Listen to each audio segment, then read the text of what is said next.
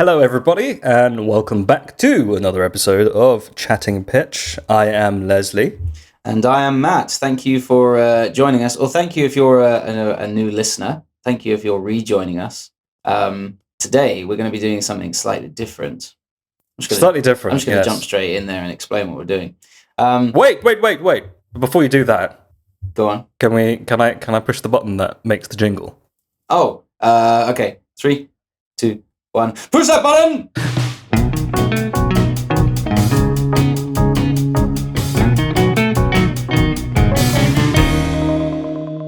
Episode 9. And we're back. Yes, you were saying you wanted to explain. Let's explain what we're doing. So normally we like to pitch ideas to each other. I'll be totally honest, in this episode, we sort of struggled to come up with ideas. So I thought, well, where do Leslie and I both get our ideas from? And we get them from the movies, because that's what we talk about, the movies. Yeah. So I figured we could check out what other people find entertaining. And maybe we could talk a little bit about that. So right now, we've both got the top 250, according to imakedogbiscuits.com. IMDb. Shout out to Chris Ramsey for that joke. Why is the B so small though? You know, why is the biscuits small biscuits? I make dog biscuits. I don't know. That's how it's pronounced, because capital letters means it's shouting, and then smaller. Why are the B's smaller? I think it's because database is one word. So yeah. They try not to be confused with like, oh, if it was a capital B, it must be a separate word, but no. I think we should kind of reiterate to the audience that it's not that we ran out of ideas. We had plenty of ideas. It's not that this is our final episode. The thing is, we came up with these ideas where we thought, it would be great to do this and do that, but then one of us haven't watched that movie. And then we realized it wouldn't be fair if we both hadn't seen that movie and one person's talking about it and the other one is just taking their word for it and just nodding along saying, oh yeah, I guess that's kind of what happens. Yeah. So we've got a couple of ideas that we need to do a bit of homework for, and then we'll get back to those episodes. But for the meantime, we'll just look at some movies on I Make Dog Biscuits, supposedly, and see what other people like and what we like and what we don't like. And that was the original usage of IMDb.com. If you went back on it in the 90s, back when there was dial-up and things like that, for the kids out there, dial-up was when you would have like a hand crank and you would spin it around and steam would come out, and eventually you would shovel enough coal into the machine and you'd be connected to the interweb. And everyone knows the classic sound. Everyone knows the classic sound of the dial-up. To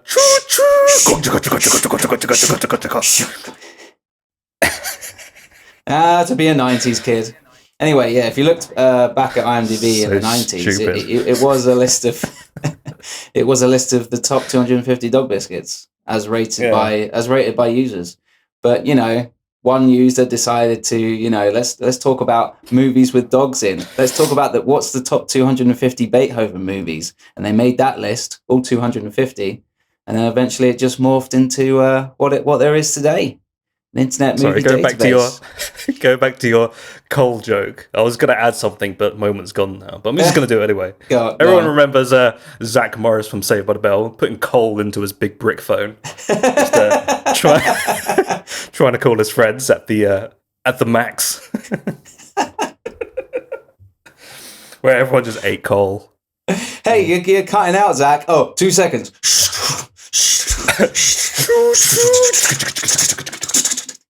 Can you hear me now? Yeah. It just cuts him to a mental asylum. Can you hear me now? Can you hear me Can you hear me now, Zach Morris? That's what it's called. Can you hear me now, Zach Morris? Can you hear me now? And then you hear the bell. And I wake up in the morning. It's pill time. Take your medicine. The head teacher, Dr. When I wake was it up in the Spellman? morning and I feel like I get better on a pill on time. And that's what he's doing as he's just shuffling. When I backwards grab and myself forwards. a book and I take myself a look and I went into a yeah, I don't know the rest. Something like that. Anyway, we're looking at these 250 top movies on Internet Movie Database, which is ranked by IMDb rating. So this means that it's people who have rated it from their own homes on their own computers. I don't think this is this critic based? It's user based, right? I think it's user based. Yeah. Because it says user rating on it. I mean, there's Rotten Tomatoes, isn't there, where there's critic and user.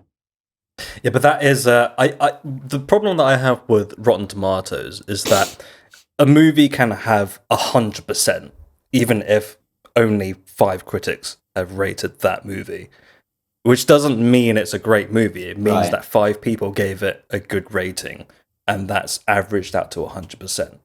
And then you look at the user score, and it's like 2%.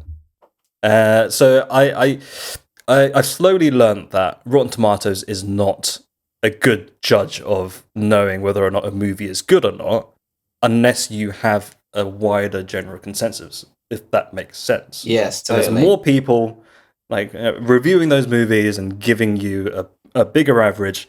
That means that overall, people think it's a good movie. But I've had that kind of, I've had that kind of had a bit of a backlash once when I remember seeing the reviews of Fast and Furious 7 and thinking like, oh, it's got about 80% on Rotten Tomatoes. That means it's a good movie, right? Went to go watch it. My lord, that movie. Is it that good? More of a 90%er, yeah? I'd love to talk to you about Fast and Furious 7 one day. Please, if you can just go off and do your homework, watch Fast and Furious 7. Just 7. You don't have to watch the rest of them. Okay. That is by far the most ridiculous one in my books. Like, more ridiculous than Fast and Furious 9 when I think The Rock punches a torpedo on ice. But, yeah, Fast and Furious 7, there's something about it that's just very, very silly.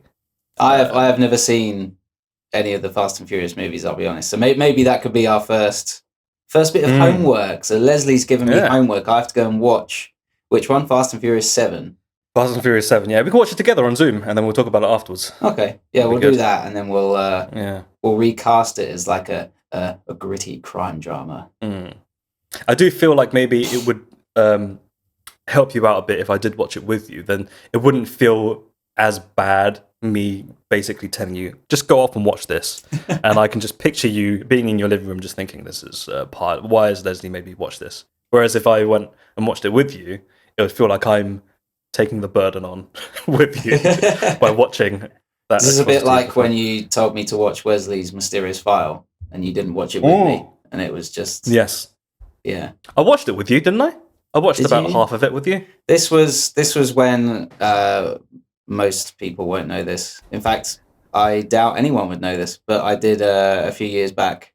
I tried to do a thing for charity where I stayed up for 48 hours just watching movies. I got to hour 45. I remember I was a film and a half away, and then suddenly I just woke up in bed, fully clothed, just having had the best sleep of my life. But you sponsored me to watch this strange movie, Wesley's Mysterious File. Was that it?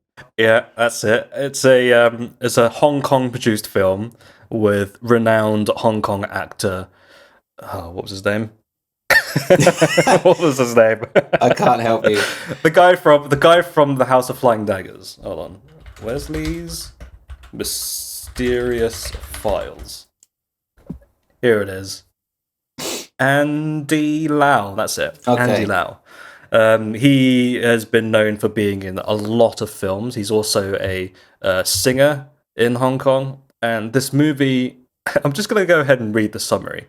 Wesley, a special agent investigating extraterrestrial sightings, hot on the trails of a female alien looking for her brother.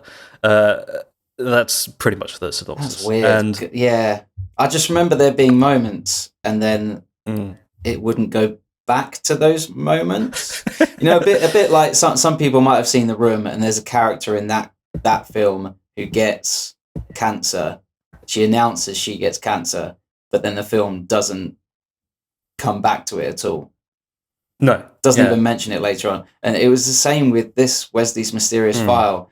I remember they were going through a school or something, and they open one of the doors, and there's like an alien in there, and there's a big flash of light or something, and then it just, I don't know. They kept calling these people blue beans, I think. Yes. Remember, the blue beans. And they would... Which meant they were saying beings, but it sounded like they were saying blue beans. And they would chop and change what language they were speaking as well, just with no explanation. Oh, we'll talk English now because... I don't really remember it. I guess because it was day 2, but I was just... And then you got me to watch Tim and Eric's $1 billion movie. That was... Oh my That was an Lord. experience. Was that the same day? I think that was around like hour 36, where I was... Yeah, I'd been up I think a I while. was there. I was there for at least a few movies with you, because I remember we watched... did we watch a Tom Hardy film? Or was it... No, it was Boba Tep or something like that. Oh, Bubba Hotep with Bruce Bubba Campbell. Hotep, yeah. Bruce Campbell, yeah. That was a bizarre film. I remember it being... wasn't it him playing Elvis? Or some version of Elvis? I think it's him playing Elvis in he's like a care home. Right. Elvis Presley and a black JFK stay in a nursing home where nothing happens until an Egyptian mummy comes and sucks out the old people's souls through their a-holes. The two decide to fight back. So I think the idea is that people think he's Elvis, but actually it is the real Elvis. Right. In a care home. And people just think, if I'm being honest, I don't remember anything from the film other than Bruce Campbell doing an Elvis Presley impression and it being very slow. Yes. For better or worse, I don't think it's on the top 250 list, but you never know. I can't say I would recommend that film because I don't really remember much of it, to be honest. I think I may have gone home halfway through. I think I may have just said, look, I'm really tired. I and rubbing that in your face. I can't do this. Okay, well, why did we start talking about that again? I don't know. Anyway, should we get to the list? Because we've been banging on. And that can be where we have our little halfway jingle. Yeah, that would be perfect. How far are we into the... Maybe that could be the jingle, just the recording of my voice going, little halfway there jingle. Little halfway there. 15 minutes, halfway jingle. That sounds like a good idea to me. So, let's go... Let's start off with number 1, Shawshank Redemption. Have you seen the film? It's always the top one. Either that or The Godfather, which does happen to be number 2. I sound like I'm about to have a go at them, but I do actually really like both movies. Well, what about yourself? I've got a confession to make. I don't think I've watched The Godfather all the way through. Seen bits and bobs. You're in for a great movie. It's been one of those bucket list movies where I'm like, oh, I need to watch The Godfather, but there's just something that's, I would rather watch Castaway again. Or Tron Legacy. Or Tron Legacy, yeah.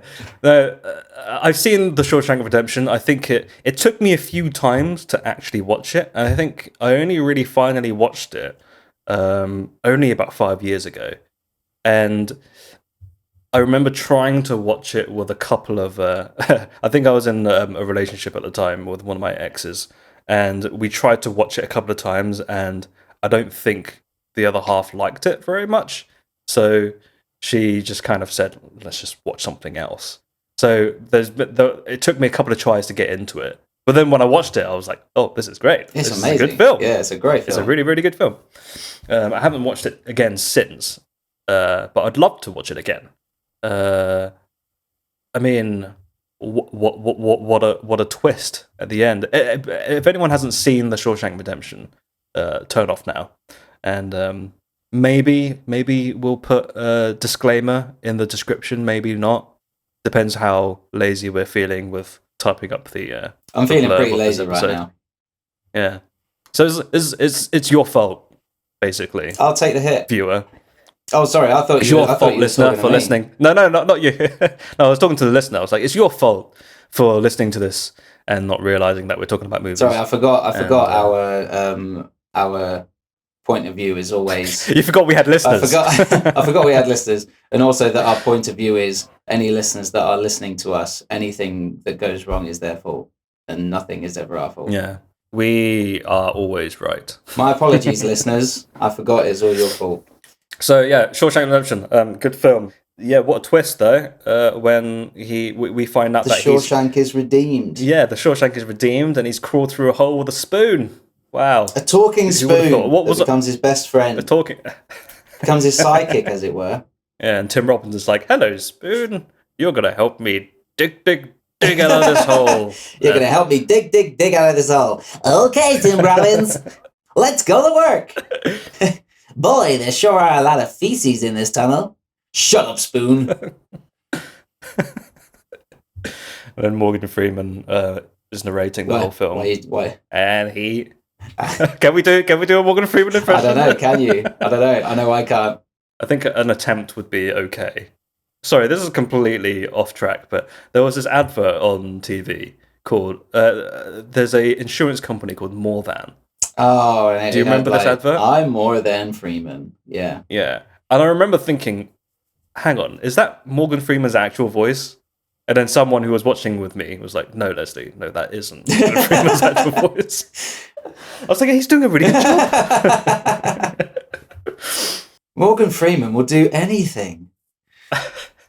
He'll do Now You See Me Part 2. He'll do a More Than advert. He'll do whatever you want. Oh, he'll do a movie about penguins. Actually, I feel that's a bit of a low blow. Now You See Me 2 isn't that bad. It's all right. I haven't seen it. I've only seen Now You See Me. The first one. It's just called Now You See Me, right? Yeah.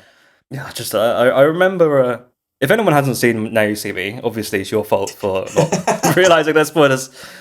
But when Mark Ruffalo ended up being the Magic Meister, I just thought that was quite. I don't know why, but it kind of annoyed me a little bit, thinking, "Oh, it's one of those plot points where he was the magician all along." Right. But he played so dumb the whole time, like not knowing all of this magic. Why did you do all that just to suddenly say like, I am? Because it's one of those movies where one thing has to happen, and then the second thing has to happen, and then the third thing has to happen. But it'll all happen because the movie has to have that moment where he stands there and, like you say, he just says, I am. I am magic. I am the spoon from Shawshank. Let's magic our way out of this one, Mark Ruffalo. You know what's funny? We thought we didn't have any ideas this week. But it turns out we've got amazing ideas coming out of our butts. Yeah. I think that's enough of Shawshank Redemption. That's enough. I don't know. What else do you want to talk about, or do you want to move on to the next one? Because I haven't seen the I feel like let's move on to some that we've maybe seen. I would say just before we do move on, that it would be interesting for you to see The Godfather, because there's a debate over which one's better, part 1, part 2. My personal opinion is part 2. If anyone wants to leave a comment saying they prefer part 1, well, that's your fault. So number 3.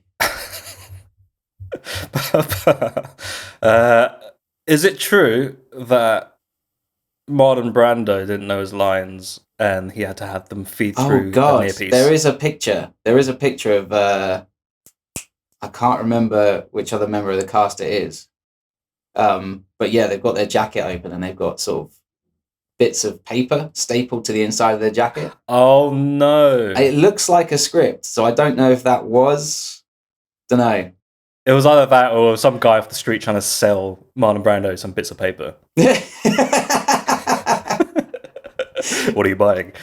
Hey, I got some passports here. Do you want a passport? No, I already hold citizenship in this country. Okay, do you want some bits of paper? You've given me an offer I can't refuse. And he turns to the camera and it's just an advert for paper. Yeah, for More Than Freeman.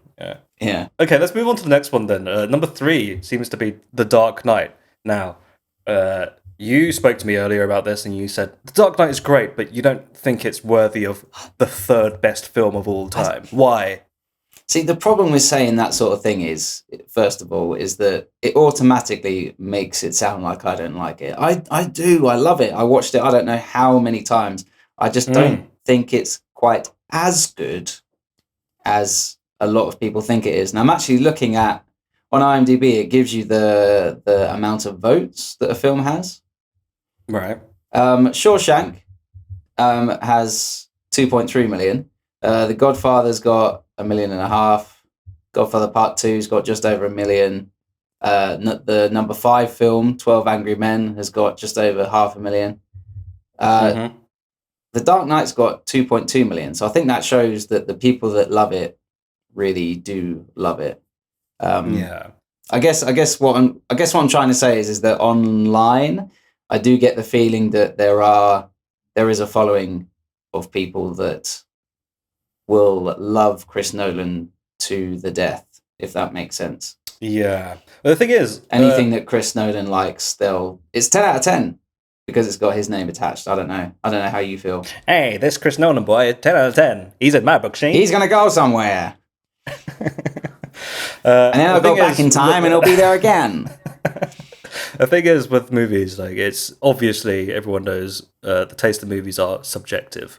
But then if you look at the votes and the ratings, The Godfather doesn't have nearly as many votes as The Dark Knight. So if you play it by numbers, does The Godfather deserve to be number 2, or does The Dark Knight deserve to be number 2 because it has more votes? So it should, because if the same amount of people who voted for Dark Knight, i.e. 2.2 million, voted for The Godfather, would they still be the same rating?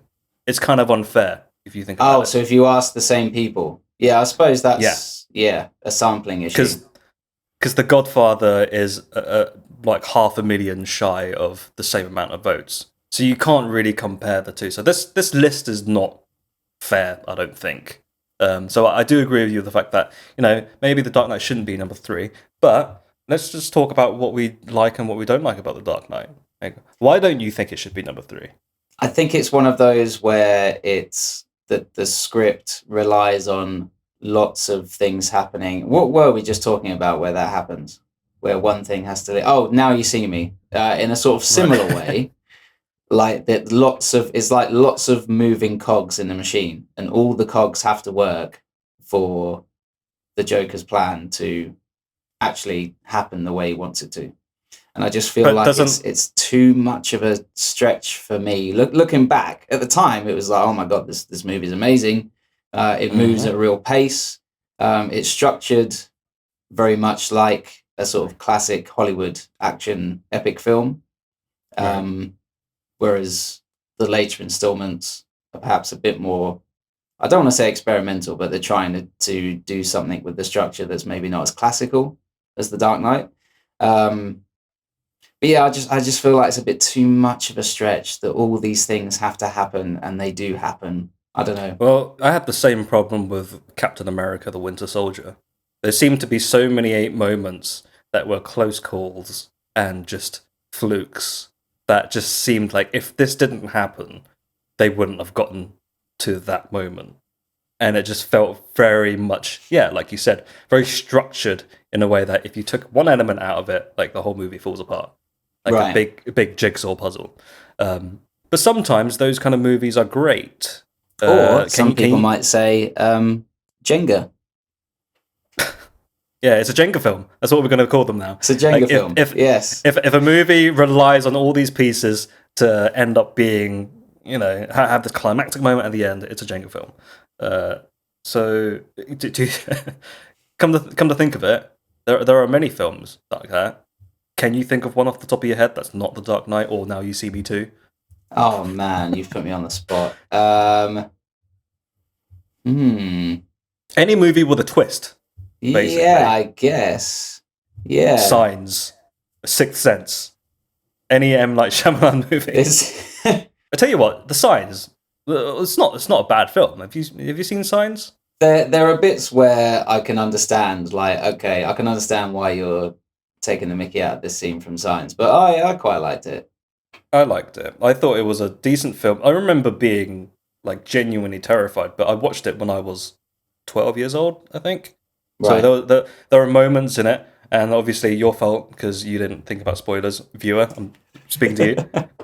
Yeah, there was a moment where you see the alien for the first time, and it made my skin crawl because I back then visual effects were decent for its time, and it looked genuinely real to me. When Is that the scene where you see it like it just happens to Joaquin walk Phoenix by? Yeah, doesn't yeah. it? It's like it's footage on the news or something. Yeah, it's like footage from Mexico, and Yeah. Joaquin Phoenix is just watching it, and then there was this giant jump scare, and I was like, oh my god. Yeah, That literally made I me jump. remember that scene because it got me. Yeah, and it was one of those films which kind of like had me thinking for a while afterwards. But then looking back at it now, it probably isn't as scary as it was when I was younger, because I think with age you don't find things as scary as you used to. I remember being petrified of James Cameron's Aliens when I was a child, but that was because my dad showed it to me when I was 3 years old, and I was like, come on, Dad. I'm 3.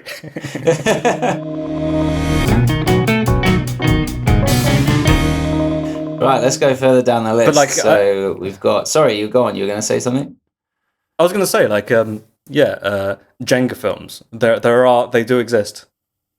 Moving on. I'd say there was a slew of them actually after The Dark Knight. I remember sitting watching. What was the James Bond one with? Oh my god, Skyfall. Skyfall. That was a Jenga film. Again, when we say Jenga film, we mean the villain has this plot, but it's not just, oh, I need to do this, so then I can do this. It's, this needs to happen to then make this happen, and then that causes this, which then makes this thing happen, which means I can do this, and then that, and there's like 20 steps to their evil plan.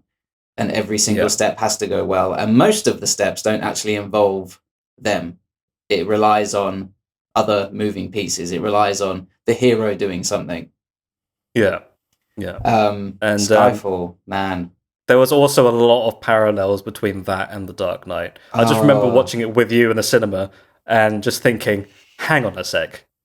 Javier Bardem's the Joker in this film. Yeah. And for some reason, there was even this one scene where James Bond disappears like Batman. I was like, this is The Dark Knight. Yeah, and he goes to his house in Scotland, and then he goes into his Bond cave, and the music just goes like ba ba ba ba ba ba ba, and it's just it's the Dark Knight. That's Batman Begins. That's and then also there was this moment where they end up going to Javier Bardem's kind of lair on a remote island. I was like, this looks just like the Limbo Land in Inception. Yes, yeah. And then I remember listening to, I think Sam Mendes directed that, and then he said, "Oh yeah, I watched The Dark Knight right before making this film."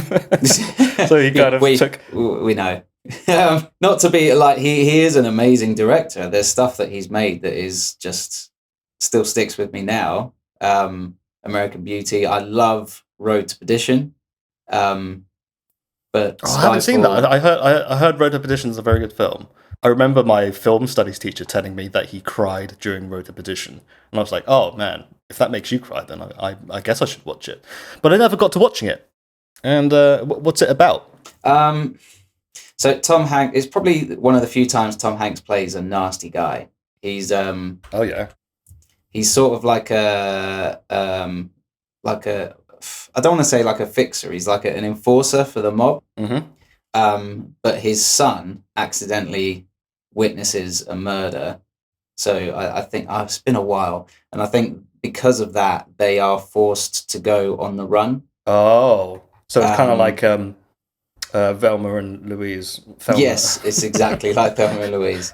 I think it's sort of like he has to.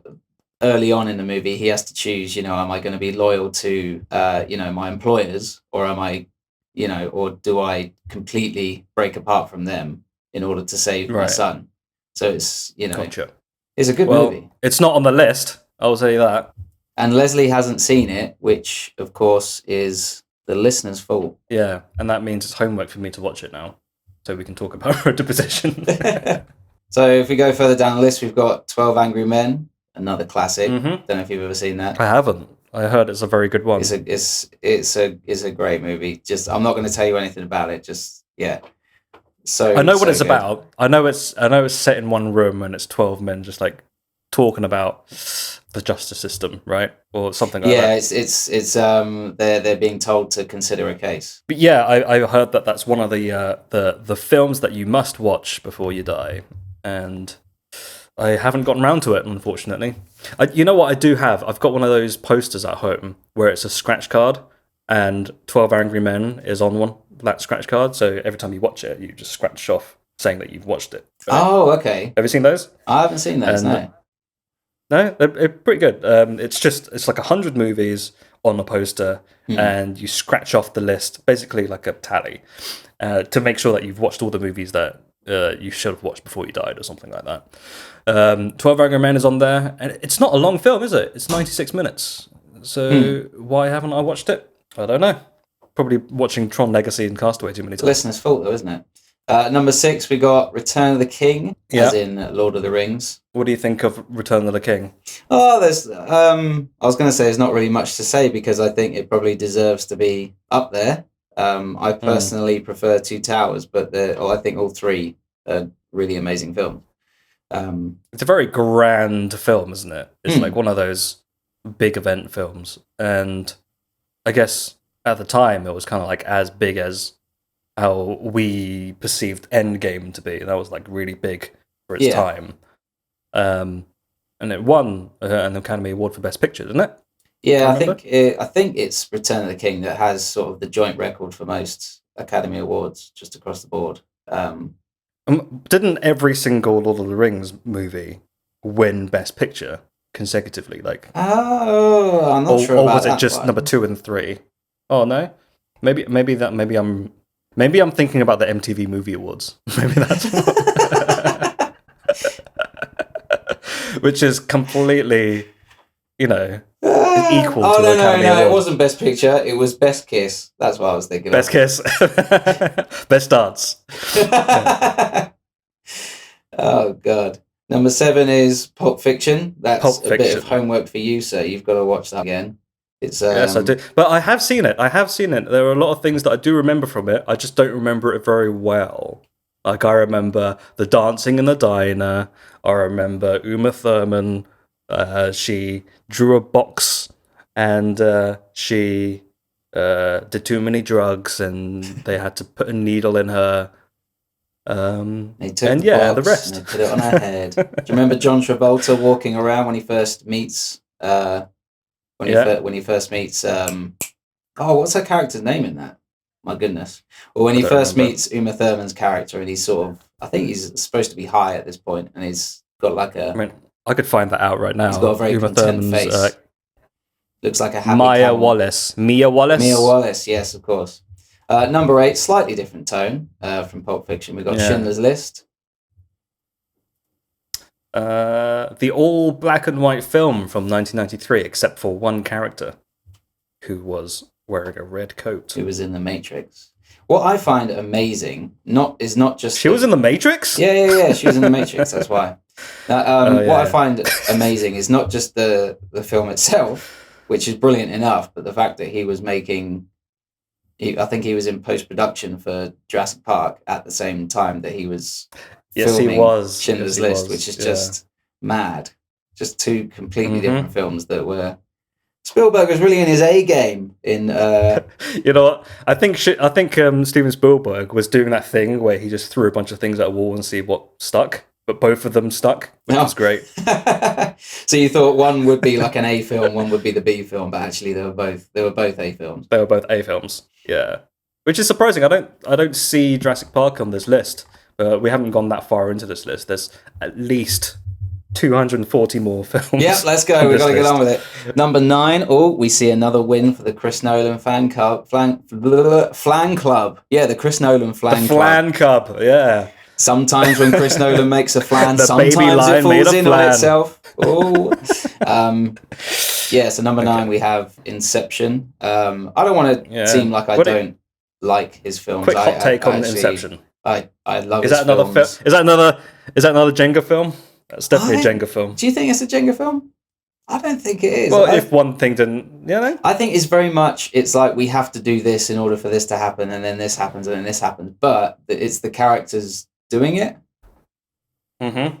So Okay. I wouldn't say it classes as a Jenga film. I don't know. But I love a good Chris Nolan movie. What's your least favorite Chris Nolan movie? I do want to know. Oh, of the ones I've It's okay, we're all friends here. I think I've seen all but Following, which is his first feature-length one. Yeah, I haven't seen that one. Oh, that's tough. Does that mean you've seen his first short film, The Doodlebug? I have seen Doodlebug. Yeah, I quite liked that. Yeah.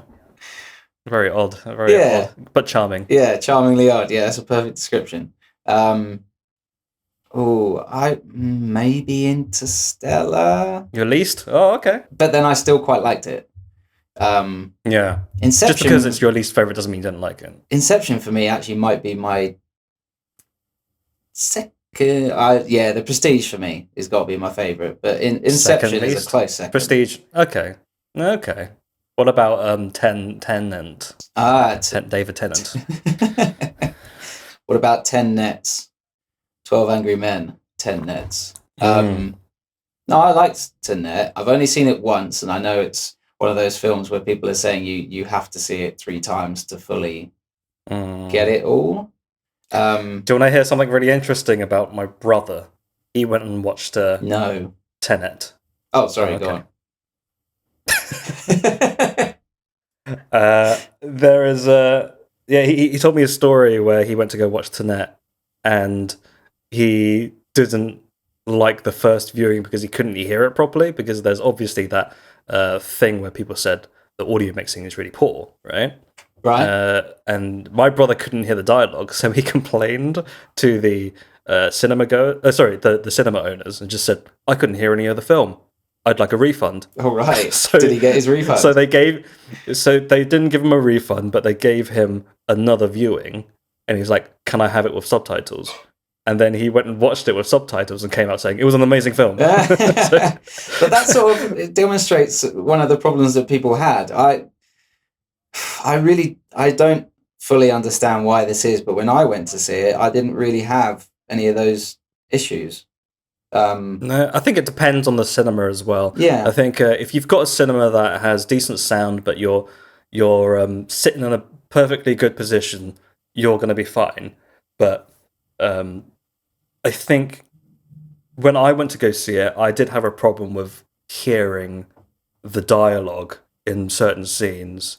It's like the diegetic sound was just overpowering, and also when I say diegetic, I mean stuff like waves and the sound of a boat and all that. Like, it seemed to be like really overpowering the dialogue. In moments where I felt like I should have been paying attention to the dialogue. And spoilers for anyone who hasn't seen it, it's your fault. There is this moment when they're on the boat.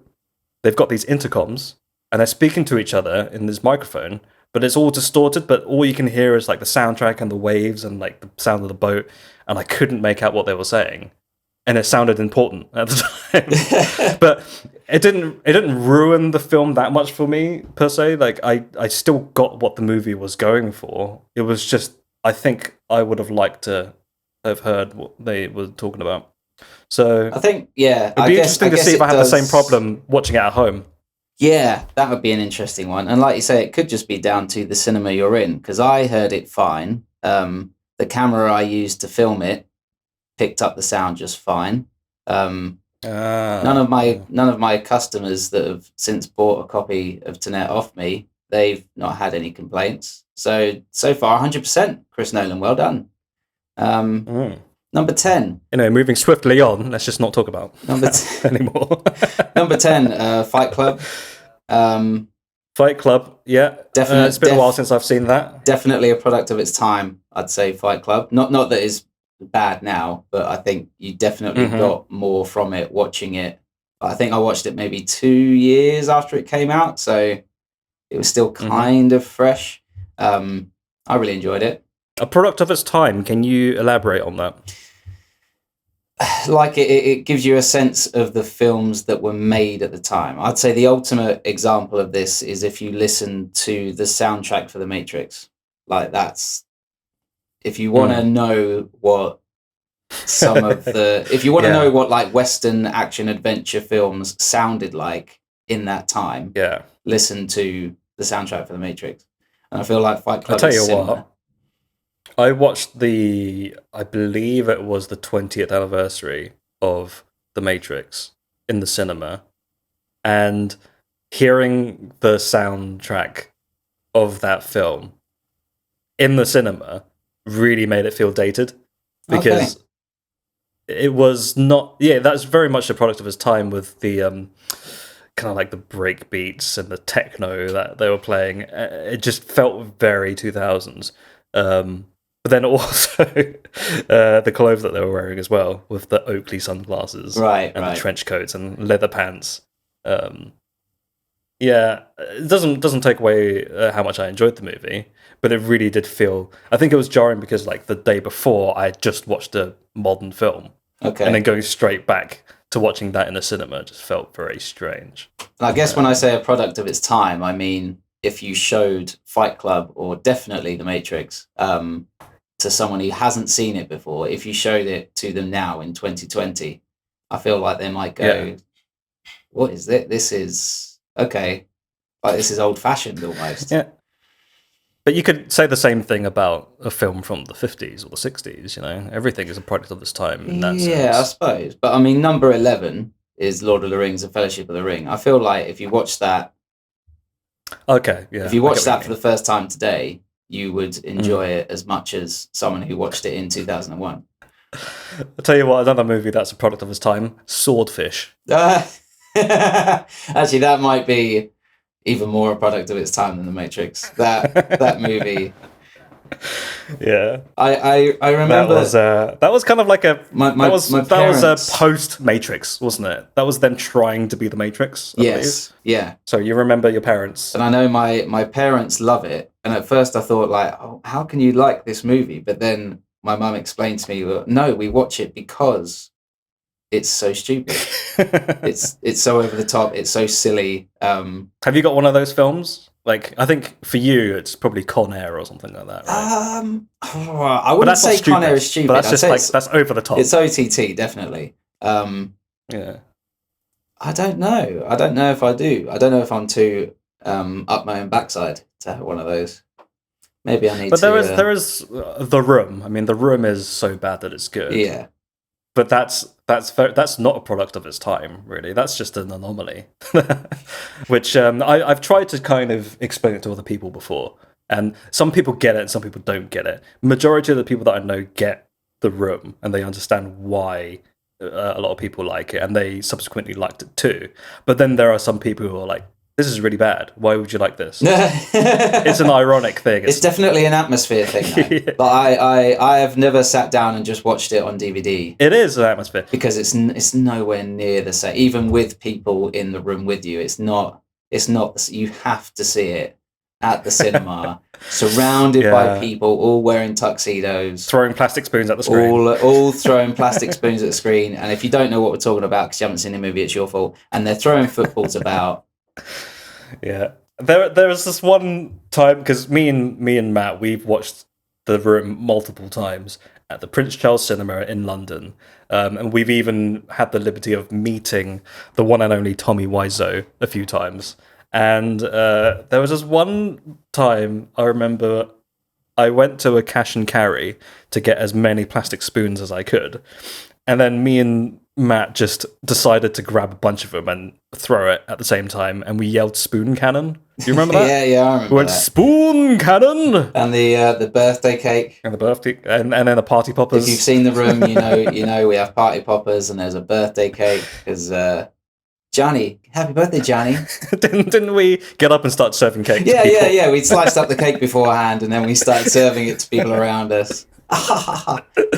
Have a cake. What a story, Mark. Yeah. Well, if you haven't seen The Room, it's definitely your fault. A sight to behold. It definitely is. It's your fault. I don't even want. And we're not talking about we're not talking about Room, but with Brie Olson that won Academy Award. We're talking about The Room, which has got Tommy Wiseau, Mark Sestero, who's also got a great book called The Disaster Artist, which ended up being a film directed by James Franco. It's a really interesting book, actually. I'd recommend it. I was saying this actually yesterday, that I would recommend it, even if you're not necessarily interested in how a film's made. It's just an interesting look at Tommy Wiseau as a person. Yeah. I remember very clearly there was one moment where he was talking to Greg Sestero, who plays his best friend Mark in The Room. And he just all of a sudden starts talking about his own planet. And he says, Yes. one day we'll all go to Tommy's planet. And he had a pen made with Tommy's planet on it. And it was like this little... this pen with a little planet on top of it, and it actually said Tommy's planet on top of it. And he's made merch for his make-believe planet. For his planet. And there's sort of a question of, like, at first he thought, oh, okay, he's just being figurative. He means, like, when we make it, when I make it big, when we make it big, we'll go to Tommy's planet, in inverted commas. But then he just sort of pushed it to a point where it was like, does he actually think he's going to have his own planet? Go to space and have his own planet? Yeah. So we're not talking Brie Larson. Don't think we're sat there laughing at a kid and a mum being abducted. What we're actually laughing at is an old woman getting cancer. Yeah, and getting a bit cutting deep there. Let's move on swiftly to. Are we going to go any further? Well, I thought it'd be feel great like... to end the episode that's looking at the top 250 movies of all time. I think it'd be great to end on a discussion about The Room. Why not? Well, I think we could keep going. I think we would spend at least a few hours going through every single film. Maybe that could be the next episode. Or we could just keep recording and then we cut it up into a 5-episode extravaganza of just talking about the top 250. And whenever we're feeling lazy, we'll just say, hey, let's put out the episode that's like numbers 12 to 23, and we'll just do that. Yep. Sounds good. Why 12 to 23? Because that's 45 minutes. How long have we been going for? In fact, we've almost gone for an whole hour now. We had a bit of setup time, so we've been going about 45, 50 minutes. Yeah. All right. Well, I think that's a good time to wrap up. What shall we do next time? Shall I do my homework and watch some Fast and Furious? I think you should, yeah. Okay. Either that or XXX, The Return of Xander Cage, which is also equally hilarious. I'll just watch as many Vin Diesel films as I can get my hands on. Vin Diesel, what a character. He's just a big egg.